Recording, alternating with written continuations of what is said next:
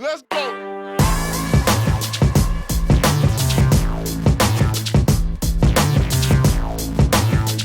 Welcome back for another video, everybody. I am your host, Ahdontron from NerdTots. And for today's video, we're going to be talking about the movie Wannabes. It is an old anime film that came out in 1986 in the great country of Japan. Eventually, it made its way over to the US States in 93, but almost no one remembers this film. And you will have a hard time finding this film, I guarantee. On that note, I'm going to start early and go right into the recap section. So cut down into the description below for your cut time if you don't want any spoilers. Let's get into this. The movie starts out very quickly. In a wrestling match, you got a large crowd for the audience being narrated heavily by the announcer. You don't really know what's going on other than the fact that you're pretty much watching an anime wrestling. It's a double team match between two female teams. One looks like regular girls trying to wrestle, and the other looks like they are from the WWE trying to wrestle out. And like one's heavily maked up, and well, they actually both got heavy makeup, but one's this huge giant of a woman that's kind of heavy set, and the other one's just like a very big muscular woman. Not overly muscular, but just, you can tell she's a tall one. And they're just dominating these two girls. And even though they have them on muscular strength and size, they're still cheating. Like you see this one girl getting bashed into the rail and she cracks her skull. She's bleeding from the forehead. And the one tall girl just bites her on the same spot that she's bleeding from, which just seems so excessive. I don't even remember seeing that in wrestling. I've seen like, oh, they're bleeding from the head. Never seen someone try to bite the spot where you're bleeding from. But I digress. So the match is going the way that you expect. The two bigger girls are winning over the two smaller girls. They finally win, and when they're supposed to call the match, the two bigger girls are still trying to beat on the little girls. And which we come to realize their team names or their group names is the Foxy Ladies. Those are the ones that are dominating, and those are the cheaters. And then the Dream Angels. And right before they were about to get stomped while on the ground, one of the Dreamers grabs the foot of the heaviest one, stands up, and practically suplexes the other girl. Like you see her like lift the heaviest girl up overhead, which this girl looks like she's easily anywhere between 250 to 300 pounds. Not saying that's like huge, but it's big enough for this frame of a girl. As she's lifting her, you see her muscles start getting bigger and bigger to the point where her top just busts open. Wasn't necessary, but it works just to show like that her body mass is getting bigger. At that point, then she collapses. And then you see our actual protagonists come into the ring. They were the side girls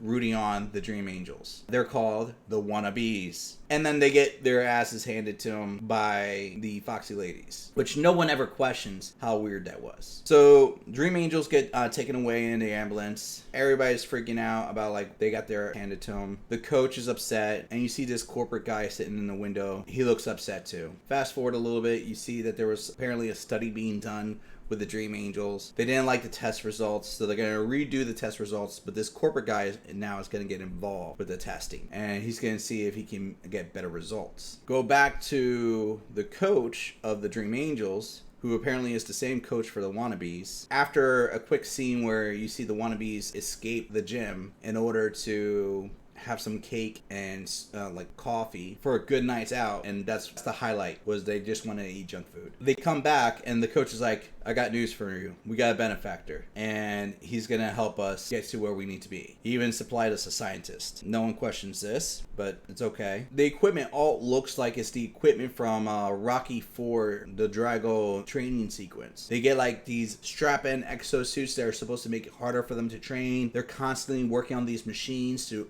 work out, all to get stronger. And they do a quick montage as they're training that they're gradually winning more and more matches in a short amount of time, and they're training harder and harder. Cut back to the corporate man. His name is Tetsuma Kadao. He apparently heads the Kadao Foundation. You find out that they're actually working on an experimental virus that will improve the human condition so that they become like super soldiers, essentially. Not in so many words. But their original test subject or their patient zero, you don't really get a good look at it first, but you realize that it's not normal. And then you cut back to the girls training again, and the coach meets with the manager of the Foxy Ladies. and he talks the manager into having a match between their two teams. The manager is against it at first because he's like, your girls are not ready. They'll be demolished. And the coach is like, give us 2 months, we'll be ready. Even then, they still won't be ready. It's too soon. And he's like, listen, man, I have to do this. My benefactor needs it. I have no say. Manager's saying, what trouble did you get yourself into? And that's when you find out Coach had a lot of debt. A lot of debt. So he's kind of selling out his own teams in order to pay off his debt. Either way, he gets his match. Now we have our protagonists against our antagonists, the Foxy Ladies, who you think they may be playing their character up. No, these ladies are real jerks. They really are cheaters in life, and they like hurting people. So they are antagonists. As a matter of fact, before the match even starts, they are actually cheating. The bell doesn't ring. They start hitting the girls from behind, start throwing chains at them. One girl, and I should have mentioned this earlier,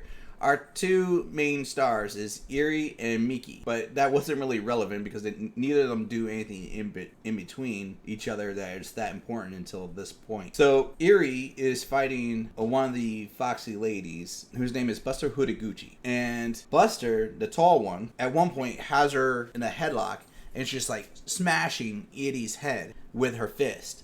And you see blood is starting to come out. No one's calling it. Mickey, our other wannabe, jumps in and grabs the fist of Buster and reveals that she had a fork in her hand as she was hitting her. And the ref is going to call it as a foul. And then Buster just knocks over the ref and bites Eri in the forehead. So Buster is the biter. Bloody Matsuki is the heavyset one. Grabs Mickey by the neck from outside the ropes and is planning on snapping her back. Just pulling her back. And at this point, then you start seeing that virus starting to kick in. And the virus is like ramping up their bodies, and you see gradually their muscles are starting to expand, more defined. And Mickey literally, from a very awkward position, flips Bloody Matsuki back into the ring. And then you see it now is a give and take. Sometimes they're getting the upper hand, sometimes they're not. Granted, the Foxy Ladies are pulling every trick out of the handbag. Like at one point, they even had a monkey wrench that they came out and just...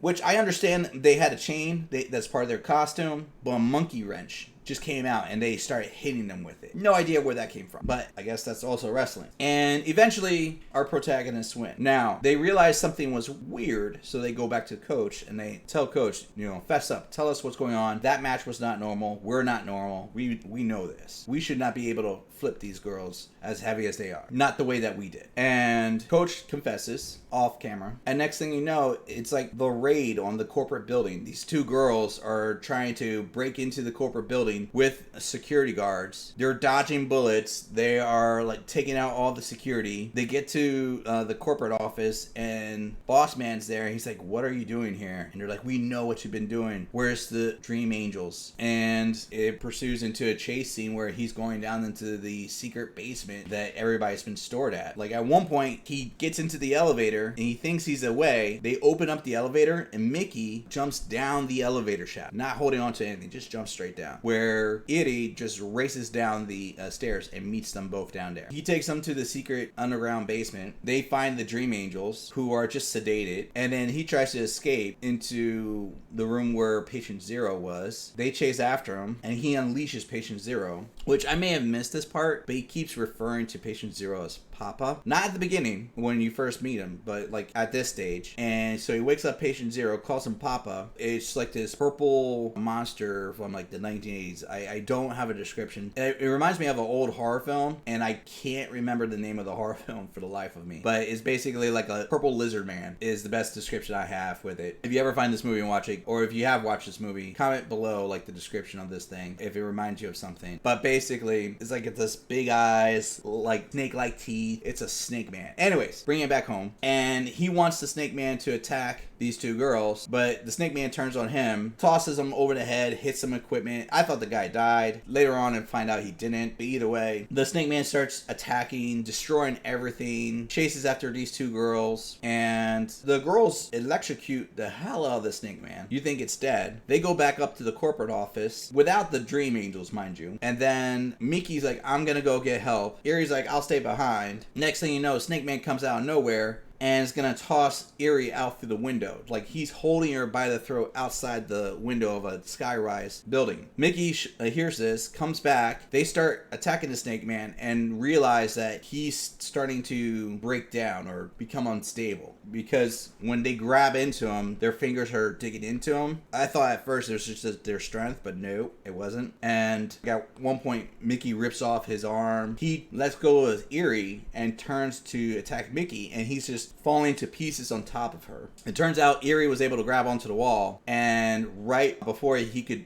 do anything to harm Mickey, she pulls him by the legs, and they both fall off the side of the building. And then you fast forward a little bit, you see the cops show up, the Snake Man was on the ground, on the concrete, Mickey's crying a little bit. Fast forward to, a few months down the line, newspaper article shows Tatsuma was in charge of a conspiracy and illegal doings. There's going to be a rematch between the Foxy Ladies and the Wannabes. And then you see Mickey talking to someone, and the other person takes off their towel, and it's Eri. They don't show how she survived, but I'm assuming if Mickey can survive jumping down an elevator shaft, God knows how many stories, there may have been a possibility Eri may have been strong enough just to survive herself too, because at this point they're arguably no longer human. And then it kind of ends right there. Now, for everybody that skipped and jumped to this point, quick synopsis. Essentially, you're getting a movie that is a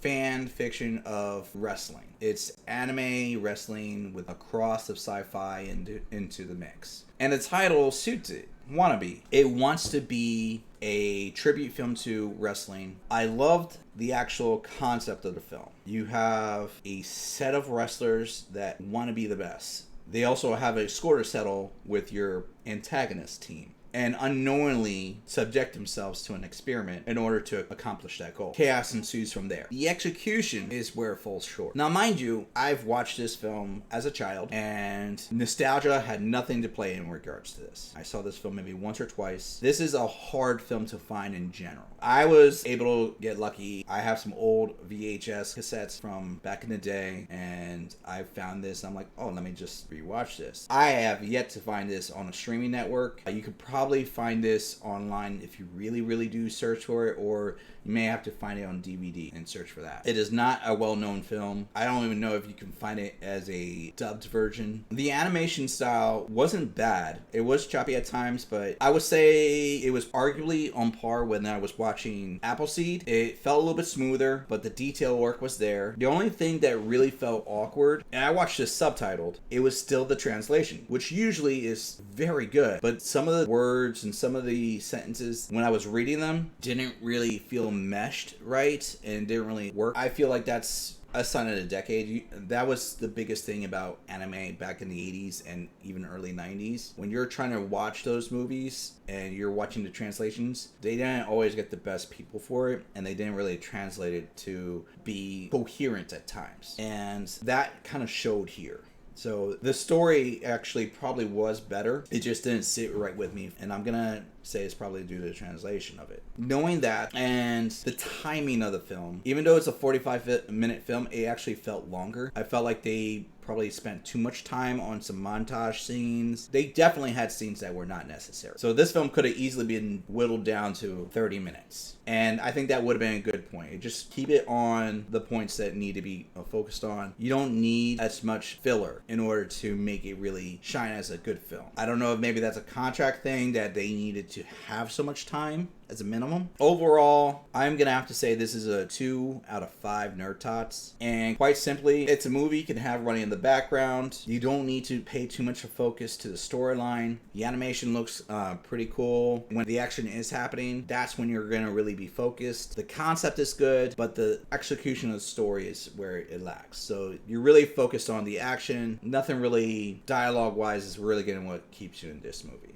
Other than that, you can have fun watching, but you're going to forget it soon after, honestly. It's not a horrible piece that you're going to be really angry or upset with. You're just probably going to be mad. On that note, thank you so very much for watching another one of my videos. If you liked it, or if you've seen this movie, comment below. I want to know what was your experience. When did you watch this? How'd you feel about it? If you found this recently, where did you go? I'm actually really interested in that part. If you like what I do, you know what to do. Click that like like button, hit subscribe, join me for another video, catch any of my other videos before. Thank you so very much. And as usual, continue watching anime, expand your mind, and just be excellent.